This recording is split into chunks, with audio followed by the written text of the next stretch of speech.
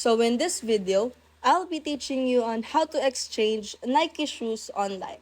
So first, you need to open any web browser and search for nike.com and you will redirect to this page. After that, you just have to scroll it down until you reach the end. And as you can see, there are a few options right here. We are going to click on the help section. Once you click on that, click on the get help and then use the search bar to utilize and search for exchange word and then click on the done for it to able to search. So there are few options right here, which is how do you write a Nike product review or return. So for you to able to find it correctly, just search it like exchange order. So after that, you will see a bunch of options like this, which is can I have my order delivered to a Nike store for pickup, or can I cancel or change my Nike order? So once you find the correct problem, you just have to click on that and you will see the solution to your problem, which is,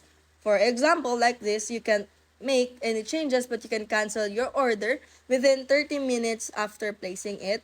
And to cancel your order, you need to go to the orders page and etc. So that's how you exchange Nike shoes online.